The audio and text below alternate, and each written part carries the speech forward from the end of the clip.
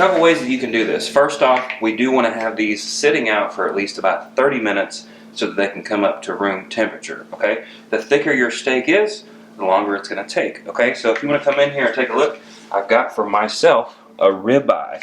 Now with everything going on right now, I couldn't get a prime ribeye, and honestly this would have a hard time as passing for a select ribeye, in my opinion. So I'm going to trim a little bit of this fat off, and unfortunately if you take a look in here, this right here, where should normally be good fat, that is some gristle. This is good fat here, but above it, some gristle, which normally you wouldn't see on a good ribeye. And then if you look out here to the side, like that, see this right here? That is silver skin. So you don't want to eat any of that stuff. Now I can't cut this gristle out. I can cut that silver skin off though. This is excess fat, and I'm only going to cut the excess fat off. You don't want to cut more than that off because the fat is actually good. Now, this is a ribeye. Again, this here is a New York strip. New York strip's a little different. This one is a better looking New York strip than this is a good looking ribeye.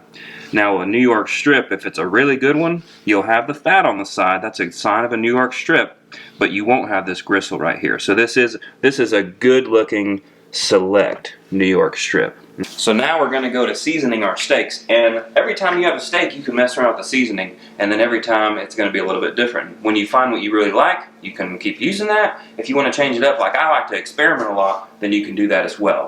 Chop House Connors seasoning.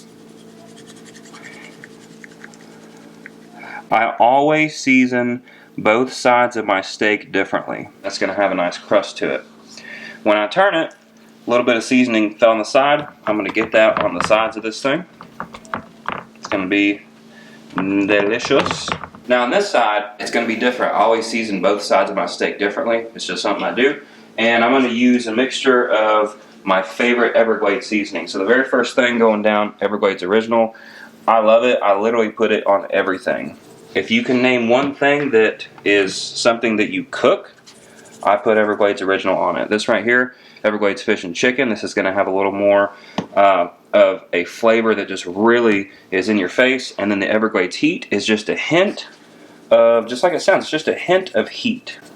There's really not flavor to it, it's just a hint of heat. Now, this is all rather salty if it's not combined with something else. So, I'm actually going to put some crushed black pepper, but not a lot. I don't want a peppery taste. I just want to counteract how salty this is going to seem if I don't put anything else on it.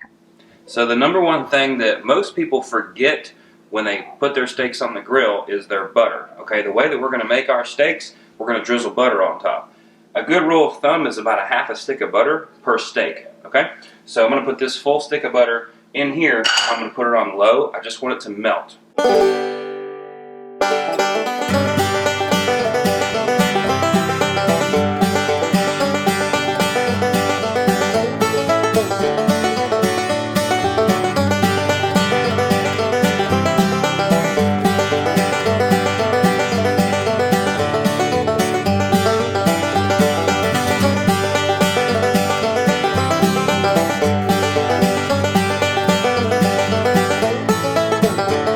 The grates are heating up. Take a look, they're smoking. I don't know if you can see that. Oh, there we go.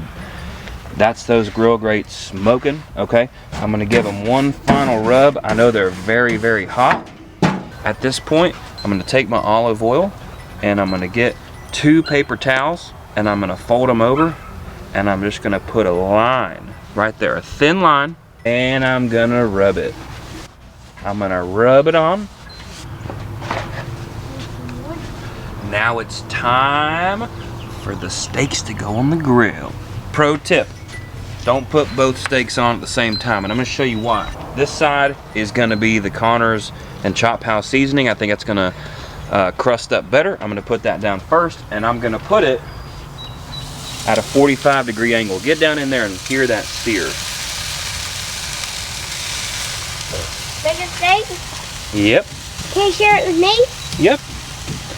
Now I'm just going to push that down just a little bit, not too much. I'm going to leave it on there for 1 minute and 15 seconds. I'm literally going to set a timer, and then I'm going to come back and I'm going to turn it.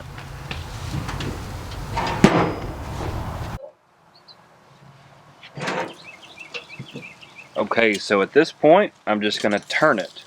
Got some decent sear marks on here, and I'm going to take it and I'm going to turn it just like that because I want to put the steak on these untouched grates. Well, this untouched part of the grate because it's still hot. And for this part up here, I'm going to take my brush and I'm going to clean it off because I want some good clean sear marks on the other side.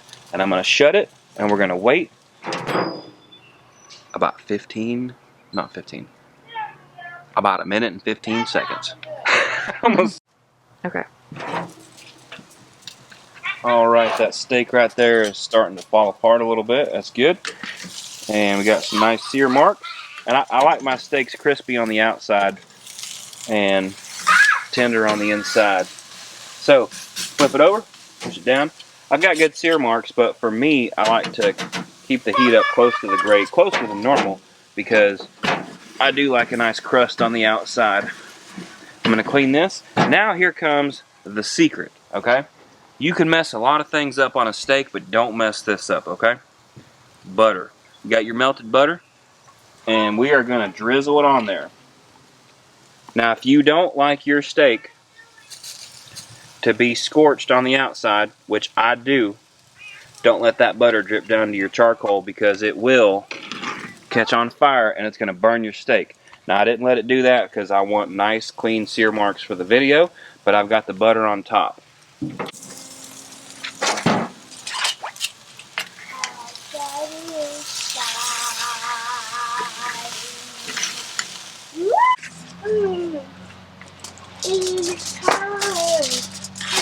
We're going to wrap it up, and we don't want any air to be able to get in or out of the steak. Don't squeeze it so much that you're going to let the juices out, okay? Wrap it up and leave it alone for 20 minutes. Sear marks. Really close, like crazy close.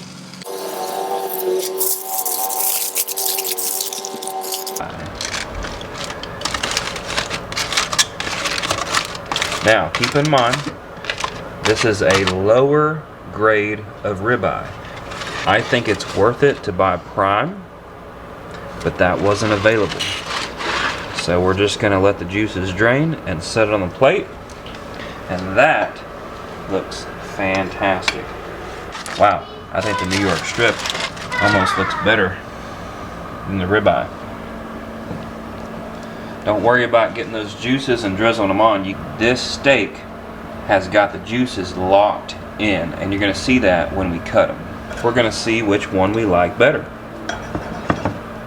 Okay, here's your ribeye.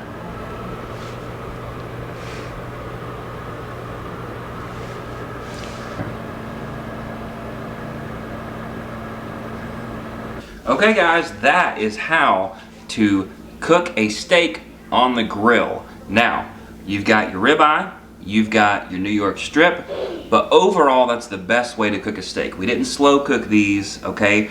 We seared them, we want a medium to medium rare, and then we wrapped them so they could rest, and then we go from there. Now, I will tell you, make sure that you rest your steaks at least 10 minutes. Now, one more thing, the lower quality of your steak, the longer it needs to rest.